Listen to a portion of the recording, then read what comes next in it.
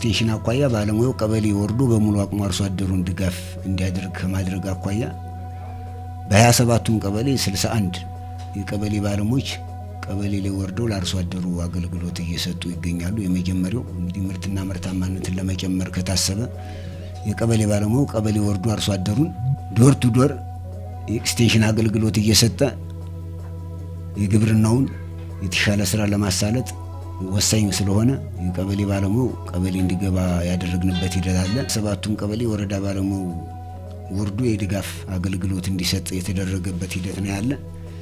እንግዲህ ስራ ማሳለጫው ከኤክስቴንሽን አኳያ ይህንን ለማለት ከፈለኩኝ ወደ ሰብል ልማት ስሄድ በምርት ዘመኑ 49697 ሄክታር ለማልማት በእቅድ ይዘን ከዚህ ውስጥ 47370ውን በመኸር ሰብል የተሸፈነ ሲሆን ቀሪውን በአትክልትና ፍራፍሬ ለመሸፈን በእቅድ ይዘን ስሰራ ቆይተን ይህንም የእቅዳችንን 100% ማከናወን ችለናል። ይህን ስናከናውን አዳዲስ ቴክኖሎጂዎችን ከ91000 በላይ የአፈር ማዳበሪያዎችን የተፈጥሮ ማዳበሪያዎችን እና የተለያዩ አዳዲስ አሰራሮችን በመጨመር 1.49 ሚሊዮን ኩንታል ለማምረት በእቅድ ይዘን እየሰራን ያለንበት ሁኔታ ነው ያለ።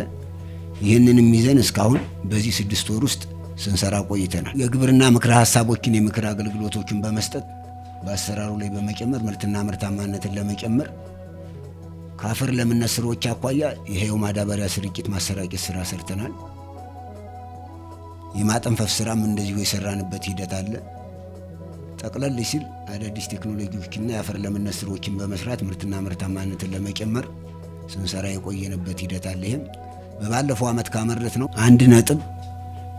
1.13 ሚሊዮን ኩንታል ውስጥ በዚህ አመት 1.49 ኩንታል ለማድረስ በእቅድ ይዘን እየሰራን አሁን ባየነው የድህረ ምርት ስብሰባም የተሻለ ምርት እንደተገኘ ከአርሶ አደሮች መረጃውንና በባለሙያ የተሰበሰበው የድህረ ምርት መረጃ ያሳየናል። በ27ቱም ቀበሌ ባለሙያዎች ቀበሌ ወርደው አርሶ አደሩን ማግኘት መቻላችን ይሄ እንደኛ አንድ ምቹ ሁኔታ ነው። ሁለተኛው በወረዳው ተመጣጣኝና ሁሉንም ሰብል ምቹ የሆነ የአየር ንብረት መኖሩ ለምርትና ምርታማነት ወሳኝ ነው። ሊለማ የሚችል በቂ ሀብትም መኖሩ ይሄ እንደኛ እንደምቹ አጋጣሚ ተጠቅመነዋል። የአፈር ማዳበሪያም ቢሆን የሰው ሰራሽ ማዳበሪያ በበቂ ሁኔታ ማቅረብ ችለናል።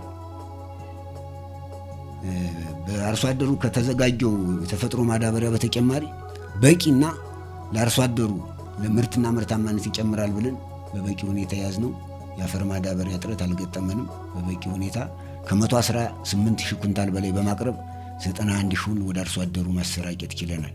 እንግዲህ የነበሩ ምቹ ሁኔታዎች እነዚህ ናቸው። ተስማሚ የአየር ንብረት ነበረን። የዝናብ አጀማመሩም ቢሆን በወቅቱና ሰብሉ በሚፈልገው ልክ የጀመረበት ሂደት ነው ያለ። ምርጥ ዘሮችን በተመሳሳይ ከ90 ኩንታል በላይ ስንዴ፣ ከ144 በላይ ጤፍ፣ ከ155 ኩንታል በላይ የቀረበውን 100% በቆሎ ምርጥ ዘርም ጭምር ማሰራጨት ችለናል። በአጠቃላይ እነዚህን በመጨመር ለኛ ምቹ ሁኔታ የፈጠሩልን እነዚህ ግብዓቶች በወቅቱ በመቅረባቸው ምቹ ሁኔታ ፈጥረውልናል ነው ማለት የምንፈልግ። እንግዲህ እነዚህን ተጠቅመን ምርትና ምርታማነትን ለማሳደግ ትልቅ ሚና የግብርናው ዘርፍ ተጫውቷል ነው የሚል ሐሳብ አለኝ። ሌላውና ሁለተኛው የመስኖ ልማት ዘርፉ ነው። እንግዲህ አሁን የመስኖ ልማት ዘርፉ ዋነኛውና መሬትን ከአንደዚህ ሁለተዚህ በማምረት መሬትን ማስፋት ማለት መሬቱን መጠን መጨመር ሳይሆን ያለችትን መሬት ከሁለት ጊዜ በላይ በማምረት ምርትና ምርታማነትን መጨመር የሚለው ስለሆነ እንደኛ በነባር 1549 ሄክታር በአዲስ 1110 ሄክታር በእቅድ ይዘን በነባር የእቅዳችንን 100% 1549 መፈጸም የቻልን ሲሆን በአዲስ 550 ከ1110 መፈጸም የቻልንበት ሂደት አለ።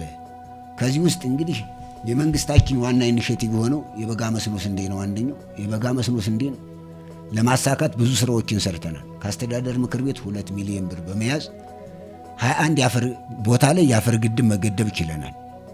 ይሄ ለስራው ትኩረት በመስጠት የተደረገ ነው። 2 ሚሊዮን በጀት ፈሰስ አድርገን ግድቡን መገደብ ችለናል።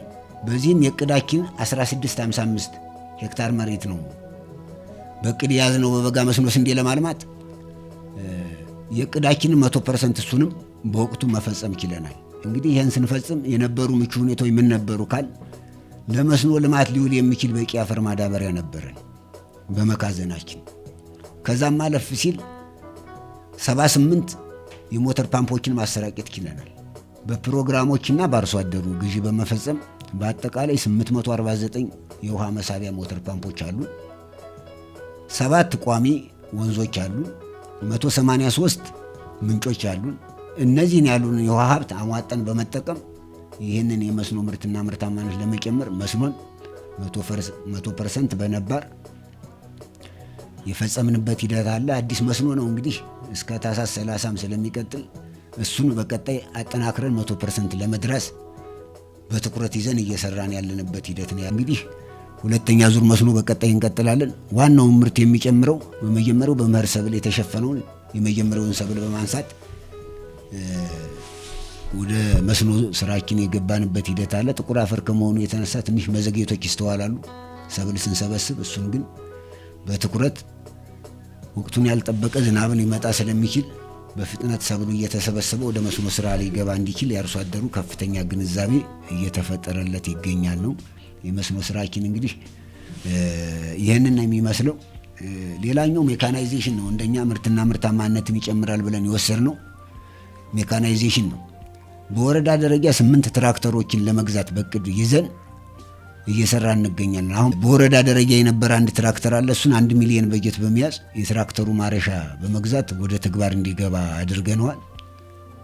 ዋጋው ጋር ተያይዞ የመለመልናቸው አርሶ አደሮች ወደ ተግባር ባይገቡም ዎኪንግ ትራክተር እንዲገዛ አንድ አርሶ አደር መልምለን የሚገዛውበትን ምቹ ሁኔታ እየፈጠርን እያመቻችን ያለንበት ሁኔታ ነው ያለ። ይህን እንግዲህ በትኩረት ይዘን የምንሰራው በዋናነት እንደ ግብርና ሜካናይዜሽን ነው።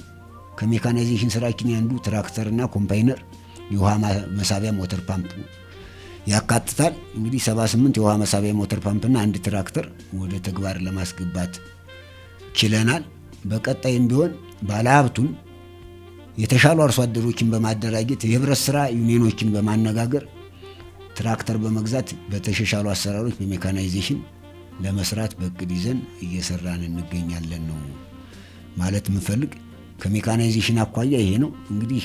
ለቀጣይ ምርት ዘመንም ቢሆን የአፈር ማዳበሪያ በመካዘናችንም በቂ ያለን፣ ቀጣይም እየገባ ያለበት ሁኔታ ነው ያለ። የከረመ ከ27000 ኩንታል በላይ የአፈር ማዳበሪያ ያለን፣ አሁን ላይም መግባት የጀመረበት ሁኔታ ነው ያለ። ስለዚህ እንደኛ የተሻለ ምርት በመስኖም በመኸርም ለማልማት በእቅድ ይዘን እየሰራን እንገኛለን። የቡድን ተፈጥሮ ሀብት ነው እንግዲህ በዚህ በጀት ዓመት በ2018 በ21 ቀበሌዎች በ90 ተፋሰስ ነው መስራት ዝግጅት ያደረግነው። አጠቃላይ የቅድመ ዝግጅት ስራውን የሰው ኃይል ልየታ፣ የመሳሪያ ቆጠራና የመሳሪያ ጥምርታ ስራዎች ተጠናቀው የቅያሽ አርሶ አደር ስልጠና እሱን የጨረስንበት ሂደት ነው ያለ። ታህሳስ 15 12 ቀበሌዎች 23 ተፋሰሶች ወደ ተግባር ገብተዋል። በቀጣይ ጥር 1 ጀምሮ ደግሞ የቀሩት 15 ቀበሌዎችና የቀሩት ተፋሰሶች ወደ ተግባር እንገባለን። አሁን ባለበት ደረጃ እንግዲህ በተሻለ እንቅስቃሴ ያለ፣ የጸጥታው ችግር ትንሽ የሚያስቸግር ቢሆንም ቀበሌዎች ውስጥ ሁሉም ባለሙያ ስለገቡ በአንድም በሌላም መድረኮችን በማመቻቸት አርሶ አደሩ አካባቢውን የተፈጥሮ ሀብት ልማት እንዲያለማ በከፍተኛ ትኩረት እየሰራን እንገኛለን። የእቅዳችንንም እናሳካለን ብለን እናስባለን። እንግዲህ 90 ተፋሰስ ነው። አሁን ባለው ደረጃ 23ቶችን ወደ ተግባር አስገብተናል። ጥር 1 ጀምሮ ደግሞ ሰብል ስብሰባውም ትንሽ እየተጠናቀቀ ስለሚሄድ ሰው በገፍ በማስ እየወጣ እንደሚሰራ የተግባባንበት ሂደት ነው ያለ። አሁን ባለው ደረጃ ትንሽ የሰብል ስብሰባውም ያዝ ስላደረገው እሱን በፍጥነት ሰብሉን እየወቃ ወደ ቤቱ እንዲያስገባና ቀጣይ የተፈጥሮ ሀብትን በተሳለጸ መንገድ ለመስራት ዝግጁ ሆነን እየሰራን እንገኛለን። ጋር አካላት ለባለሙያም የማስተላልፈው እንግዲህ ወረዳችን ከግብዓት መልስ ጋር ተያይዞ የግብዓት መልስ እንግዲህ ከፍተኛ ብድር ያለበት አንዱ የኛ ወረዳ ነው። እሱን እንግዲህ በርብርብ አጋር አካላትም የኛም ባለሙያም ባለድርሻ አካላትም ተረባርበን ይህን የግብዓት ውዝፍ ብድር ማስመለስ መቻል እንዳለብንና ሁሉም አጋር አካላት ለግብርናው ዘርፍ ትኩረት ሰጥቶ በጋራ ማልማት የምንችል መሆኑን በመተጋገዝ ምርትና ምርታማነትን ለመጨመር የሁሉም ድርሻ ስለሆነ የድርሻችንን እንወጣ።